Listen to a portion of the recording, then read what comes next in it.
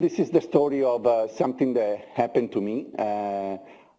It's the reason why I'm here. I don't think if I hadn't done this, I would ever be here. So I'm very grateful to Carlos and to the faculty and Stanford for inviting me. I don't have disclosure about this. It is still controversial, and I'm ready to take it on to any question you might have at the end, and I hope there are many. What is at the end of the day is what we're going to discuss, and then we're going to discuss also why should you be doing it or shouldn't you be doing it, and how it's done, and then what is the future of this specific thing. In few words, I think this picture shows it all. It's putting something where nature, for some reason, has decided not to put it. It's an orthotopic organ transplant. Although it's defined as a VCA, vascular composite allograft, I consider, not me, but we consider uterus as the organ of reproduction. And so it's an organ transplant where there is a vacuum, then at the end of the day, there is a transplant. Interesting, and part of the controversy, is not a life-saving transplant, clearly. Interesting enough, is not done for benefiting the health of the recipient at all. There is no chronic disease we're going to cure with this. The other thing is the transplant is not the purpose of it. So you're not transplanting this for the transplant itself. The only real true goal of it is to have a child. And that's the only measure of success we can have, which is quite interesting. I'll show you the progression to it. And then, of course, interestingly enough, the woman who donates the uterus has exhausted the need for it, but that same organ is perfectly fine in somebody who doesn't have it, which is not really the same when we think about kidney living donor transplantation or even liver transplantation, although with differences. Now, where do we apply it? Well, the scope is extremely large, and I go in some numbers briefly, but bottom line is that either there is a congenital absence of the uterus, the Rokitansky syndrome is the most common of it, or for some reason the uterus has been lost in gestational age, benign or malignant disease, what it is, or the uterus is non-functional, and so it cannot harbor the embryos and the sperm, and then the embryo and the pregnancy. And there are a very large array, I'm not going into it, of reasons why. So at that point, what is the option for a woman who's born without a uterus, or a woman who has lost the uterus? Well, it's very simple at the end of the day.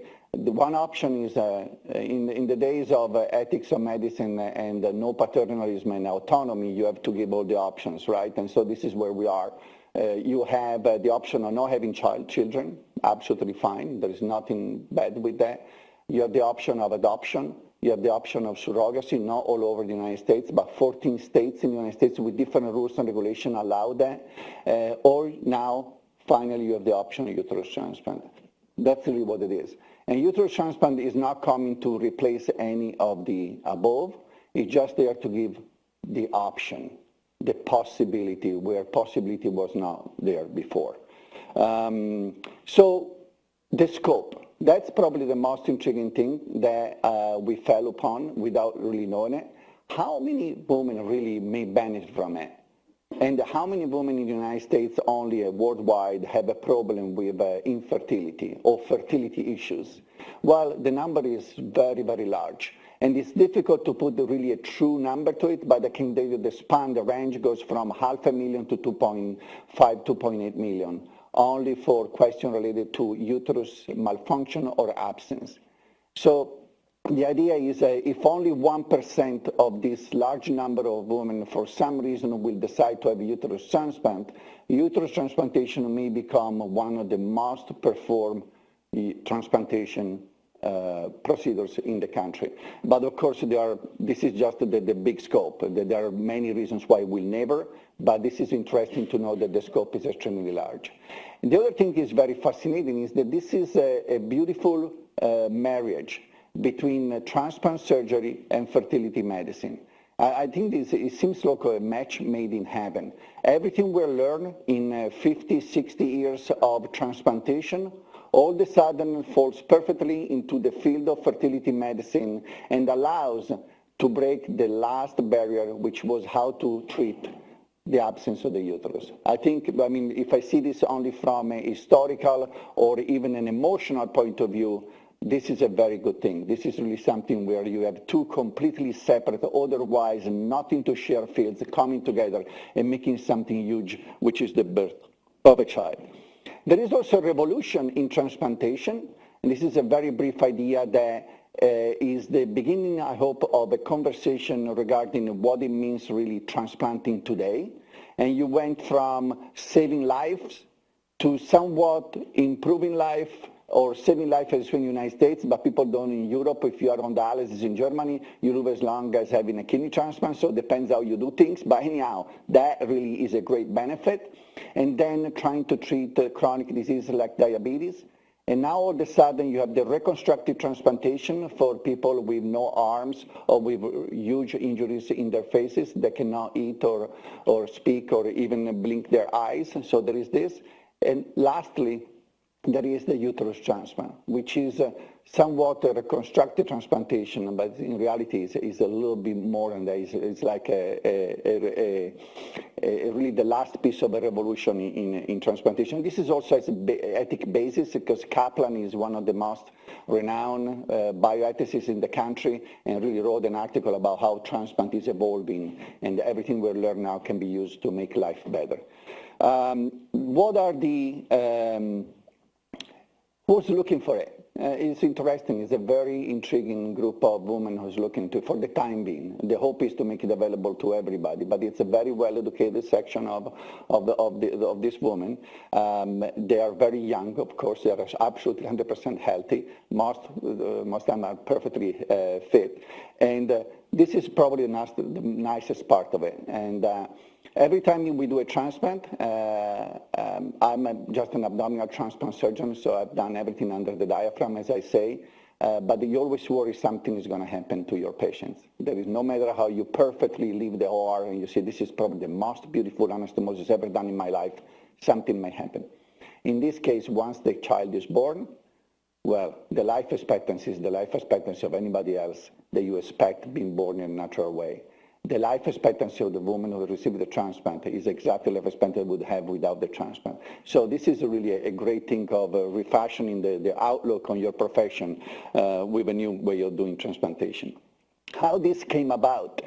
If you have time tonight and you want to enjoy a glass of wine with your families, watch this movie. This is The Danish Girl.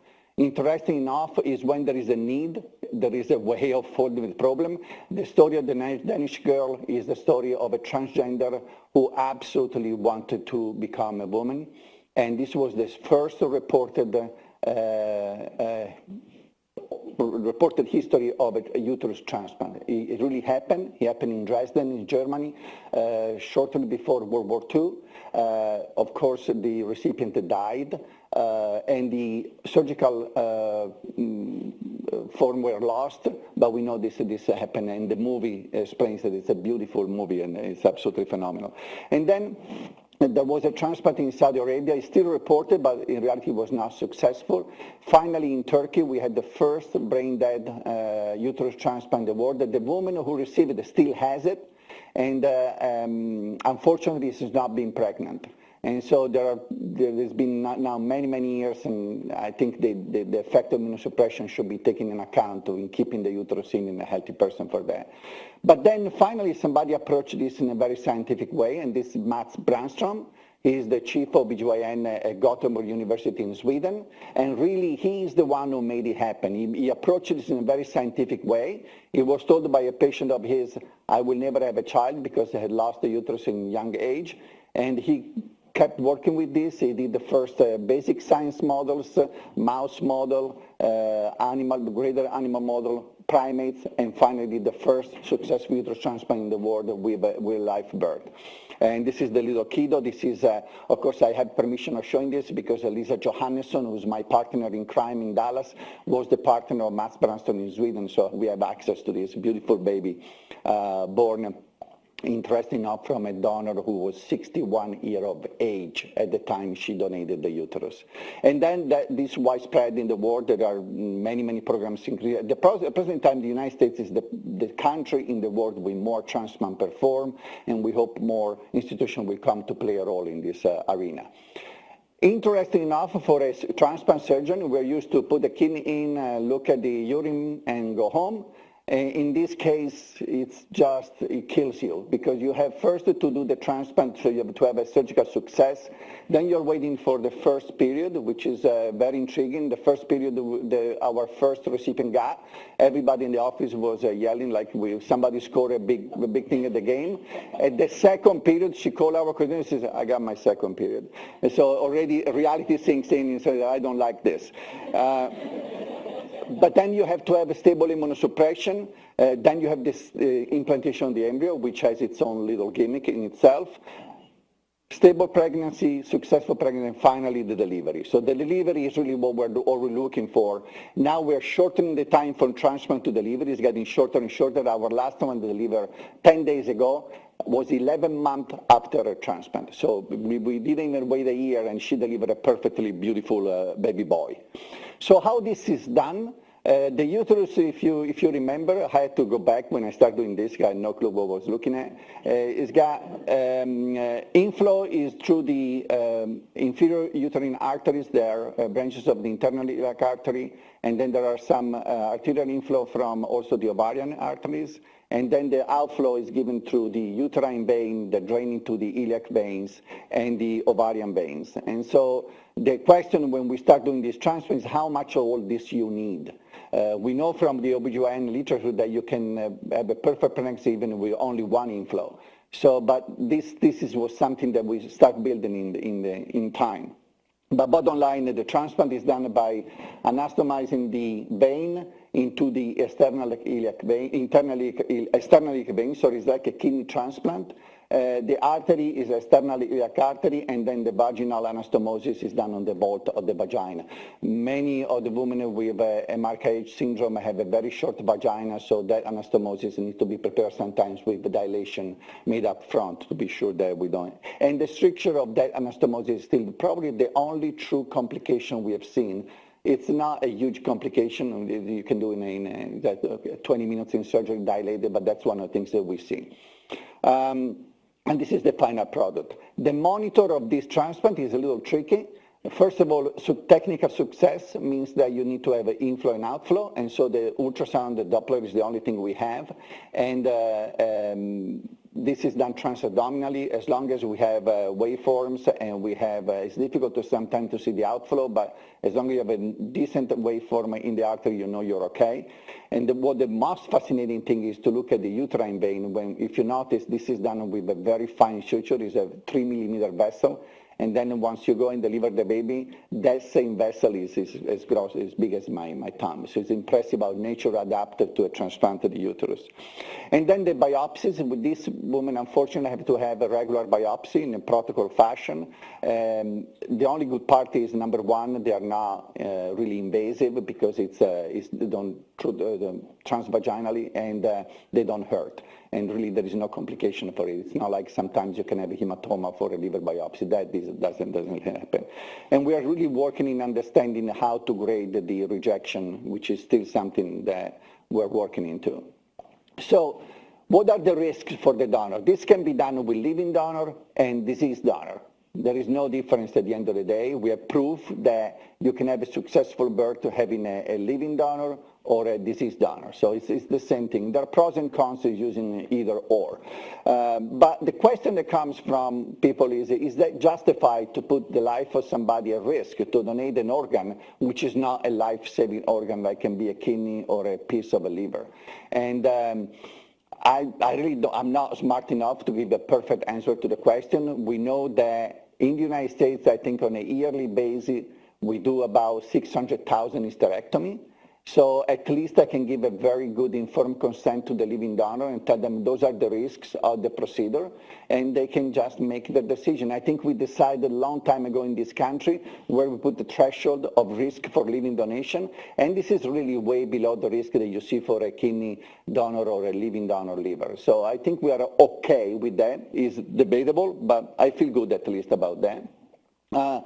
The risk for the mother, that's a new chapter for two main reasons. Number one, that shows on one side what's the desire of a woman to have her own child that make this woman go through all this. So number one, the risk of surgery.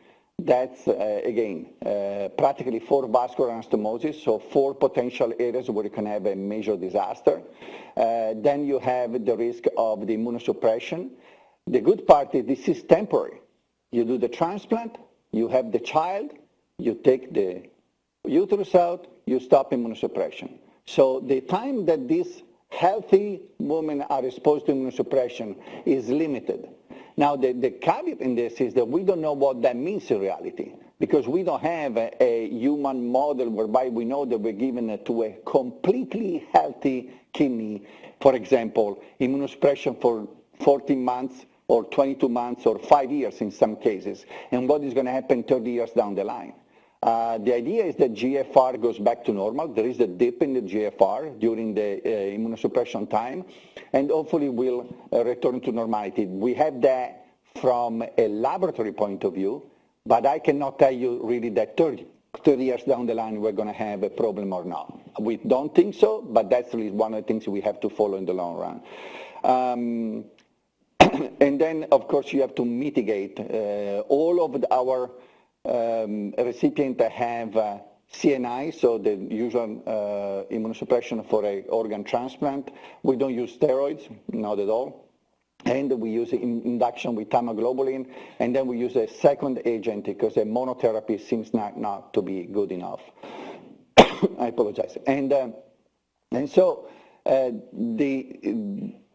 this immunosuppression may give headaches, may give increase in the blood pressure, may give increase in the blood sugar, may give long-term consequences to other organs. We are monitoring all of this, but in reality it's very well tolerated by all these women. The kids, this is where everybody, oh, you're going to go immunosuppression to a fetus. Well, we have data from thousands of women who have received lung, heart, liver, kidney transplant, pancreas transplant, who have become pregnant and deliver healthy babies. The literature is very clear about that. There is a registry in England, there is a registry in the United States. It's very clear about that. For example, if you receive a kidney transplant and you become a mother, there is an increased risk of preterm delivery. There is an increased risk, which is about 20%. There is an increased risk in a low birth weight of the child.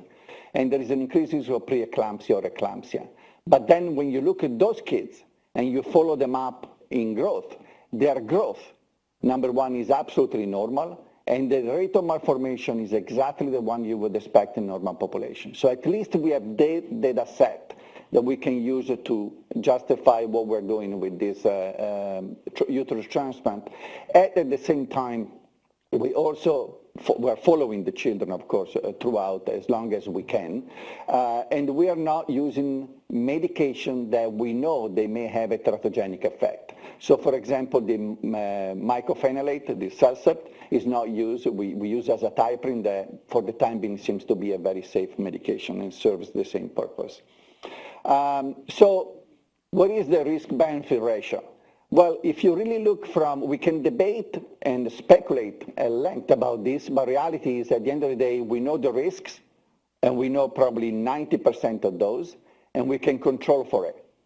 So if you know the risk, then you have to look what is the benefit ratio you have, and at that point, really, I'm a man, I cannot judge, I cannot really talk too much about that. My contribution to my family was the 5 minutes I was with my wife, to be honest with you. And, but I have a lot of understanding for this. And so if you live in a family where fertility is an issue, it's 1 in 10 in the United States. So when I look at this audience, some of you have heard about this. Some of you have lived through this. and then you know what the benefit is, well, the benefit is the child. Then you have to make your own decision. We are just, I don't pretend to be a philosopher in this, we're just giving the tools, and then we let society and whoever has to make a decision about what we're doing. But I think the ethical ground where we stand is solid enough that we can justify what we're doing. And then when you see something like this could be a poster for a beautiful Newman and Marcus, whatever that is. But reality is this is 12 of the women who came to us in different stages. I mean, this is to me very powerful because it shows how beautiful, young, normal they are, and some have children already, and the other one are at different stages of their time. If there was ever a marketing campaign, this is a very good marketing picture, I think. This is where we are today. There have been, we call it the duets because I'm told that it's very cool to give a name to what you do. I don't know. I just sometimes just follow orders. So this is the duets, which is the Dallas Uterus Transplant Study. We've done 20 of this. We have evolved, and we have gone to a very hard time in the beginning to very good success in the last 10. Only one failed, and we have different areas in the progress of this. And well, let me go there. There we are. There have been 14 pregnancies, 6 deliveries. The last one was 10 days ago. All the kids are absolutely healthy and nice and beautiful. 5 miscarriages, which is something that we're studying, but it doesn't seem like it's something that is not expected. And on this, I rely upon my OBGYN colleagues because I'm not, of course, I have no knowledge about this. And we have 5 ongoing pregnancies. This is probably, I could have given the entire talk only based on this, because really this is what it is. This is the evolution of an idea. The red dots are the failed graft. So this is also serendipity, as I say. When we started this, we had the team from Gothenburg coming to Dallas, and Michael Olofsson, who's a very well-known transplant surgeon in Europe, a good friend of ours, and Lisa Johansson at that time were in the original team with Mats Brandström in Sweden. They came and stayed with us for 2 weeks. So in 2 weeks, in 10 days, we did 4 transplants. And guess what? That was the number 10, 11, 12, and 13 in the world, and we failed 3 of those. So not a good record. And had not been for the one that then ended up writing the piece for Time Magazine, I wouldn't be here today. I'm very, very aware of that. Very know where I stand on this issue. But the important thing is that we learn a ton. And Michael Olofsson learned a ton. He said, you know, Guiliano, I never saw this. I don't know, I cannot explain this. Well, you know what, in our long series of 9, we're starting to learn things. And so, but that made sense because the reason why this failed was a reason due to the outflow. So the vein outflow is very tricky, and we were using different materials, different position of the vein. We learned how to do it, never had a problem afterwards. The other thing was the age of the uterus. That's a big question mark. Now, you come from the guys from Sweden, come to your institution and tell you, we had a 61-year-old uterus. The donor received hormones to see if the uterus was still functional. The uterus was still functional, they decided to use it. They used the uterus. When the uterus delivered, at that time they were waiting a year time from the transplant to the implantation of the embryo. So by the time that uterus delivered was 63 years of age. So it's amazing to think that the uterus would deliver perfectly at the age of 63. And then they got another kid on top of it, so close to 65. So when we say, okay, age doesn't seem to play a role. Well, I have to say it does, because at the end of the day, we have been very, very unfortunate with pushing the age limit on the higher side. And when we look at the biopsy, I don't have because I didn't want to bother you with, but the biopsy of that uterus, if that had been a kidney, we would never use that kidney because the microvasculature within the uterus was so much affected by atherosclerosis, but we didn't know it. We just rely upon the fact, hey, they did a 61-year-old, why don't we do it here? And so now the age of our donors is much, much lower. We don't go ever over 40, and guess what? We haven't had any issues with that. The other thing that changed is the way we do the anastomosis, of course. Those are technical issues, but it's refined, and that has allowed us to have perfect inflow and outflow. And then the only one that failed in the next 10. So we went from 50% success rate, technical success rate, to 90% success rate, and the only one who failed that was a bleed. So the stump of the iliac artery because we use the segment of the internal iliac artery, the stump of the, I think was the, I don't remember which segment blew up after the implantation. The patient was doing fine. All of a sudden they called, she's hypotensive. We ran over there. By the time we were back to the OR, she was on pressors, very young lady, but really major bleed. And unfortunately what happened is the uterus suffered an ischemic event and didn't recover from that. But from a technical, that's a technical mistake. But from a technical anastomotic vascular point of view, that would not have failed, would have been a successful transplant. The other thing that's happened is the implantation of the embryo. If the purpose is to limit the time that these women are under immunosuppression, the idea of waiting a year was not really attuned with me. So why are we waiting a year? And I got a lot of criticism from my former boss who said that you don't know immunosuppression, you don't know, you have to wait, you can't do it. We always wait a year when we do a kidney transplant. I said, yeah, that's true. But that's a kidney transplant that is given to somebody with chronic disease. This is a healthy woman, the age of 28, and we're just waiting for something. The healing process has been completed. What are we waiting for?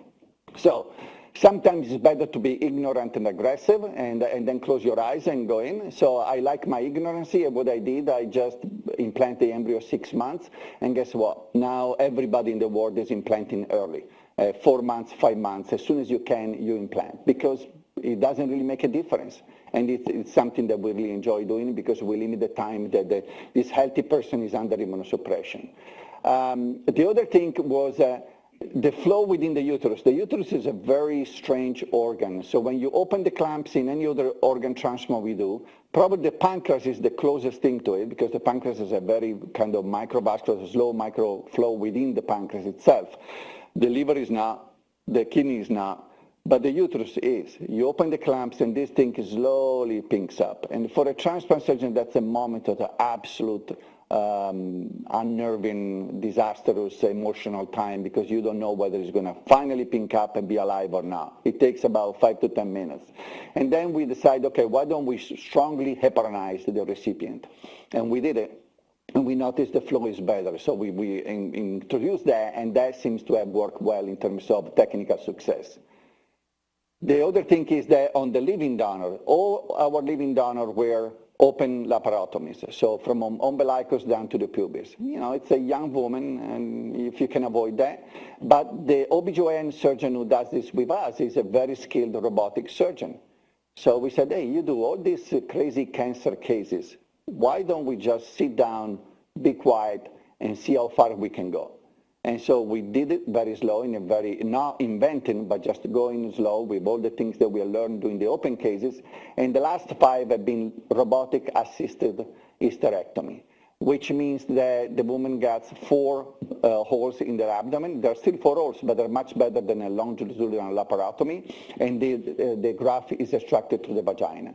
So the harm to the living donor is much less, even from a cosmetic point of view, than it could be. And that's been a very, very nice evolution of the thing. But the most important thing that I think now I'm getting closer and closer to be able to say openly, I've been very, very scared. This is the first time I said this open.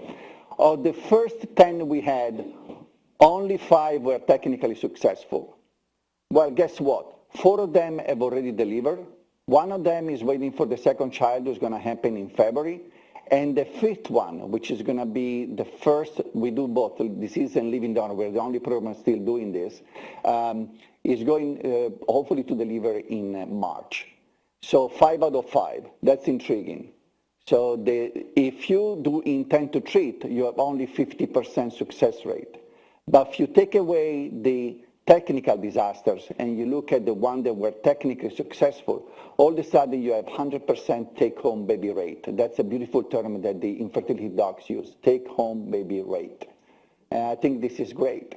And then when you look at this, at the last one, the 9 out of 10, we are now close to say that we're going to have a 90% take-home baby rate, which is the greatest result for if there's any infertility doc in the room that you can have in infertility treatment, which means only one thing to me, because I'm really at the bottom of the thinkers in the world.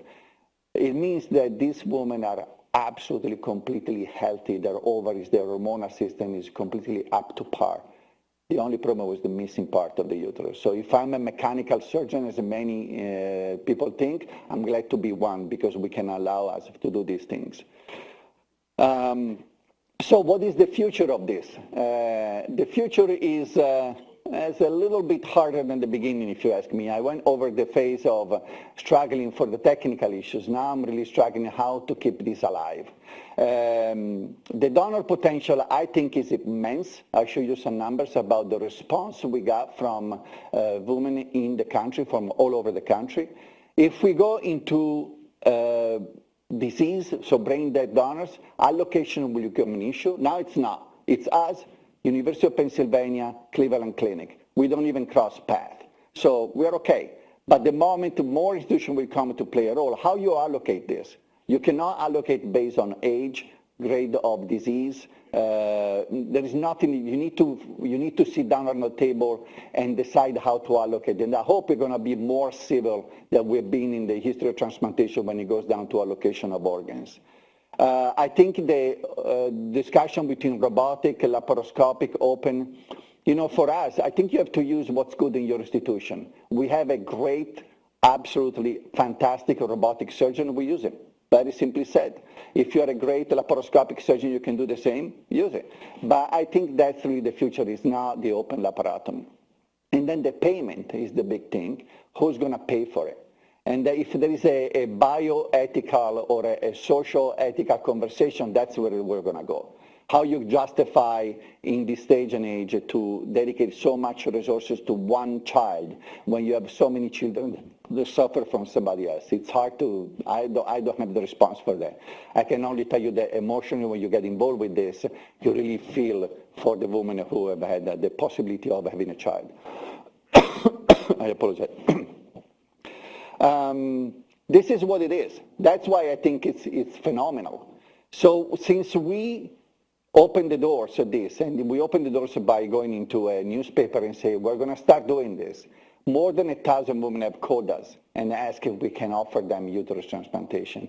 And the other one, the Cleveland Clinic had that 500 request, and UPenn is at 361. So if this gives you an idea of, so you know, there is this chart that says you there are the innovators and then the uptake for everybody's going to come into the game. Well, if this is the uptake, it's going to be very intriguing to see how many couples will look in this as being a solution to their problems. So at the end of the day, it's hard to justify this when you have alternatives, adoption and surrogacy. None of the, in my opinion, is bad or good. I may have something to say about surrogacy when there is money involved, but that's a different conversation, not for today. This is not in contraposition. This is another thing. This is the next step. What this uterus transplant has is that it's the only way that we know today that a couple can give the genetic material to their child, which is really what, honestly, is not what we all want at the end of the day. And so most of the criticism come from people who already have a family. Thanks, very well, but that was not your default option. That's what happened to you. And so I want to be very careful when I step into it. The other thing is that the value for a woman to have her own child is something that I, as a man, shouldn't even start talking. And so I read you what we're collecting a lot of these clips of emotions. Angie Wall, who was a fellow here, is now my partner in Dallas, is collecting all this. And I want to read this because to me, this is a very simple and powerful at the same time. The biggest thing is that I feel like I have a stronger bond with my child. Maybe it's superficial. When people see my child, they assume I was pregnant. I don't have to correct them. So the point, in my opinion, is that in its simplicity, it says it all. This is something that we're just simply trying to do, to help somebody to have a natural experience. And there is something very, very strong about having that possibility now when this was not present time ago. This is one of to last. This is one of the recipients. They're made with a lot of love and a little science. That's the ultrasound of the baby, and those are all the syringes she has to use during the fertility treatment. Is tremendous, but I think it's really, really cool. I love it. Anyhow, this is part of the team: Lisa Johannesson, Colin Kuhn, and the 2 coordinators we have, but of course Greg McKenna, Angie Wall, Nico Naka, Eric, everybody has really strongly contributed to this. It's a phenomenal enterprise. We are very, very happy. It's emotional charging. We are glad that we did something that hopefully is going to be accepted and widespread in the United States and the world. I thank you for your attention. I hope this was satisfactory to you, and I'm glad to receive any questions if you have any. Thank you.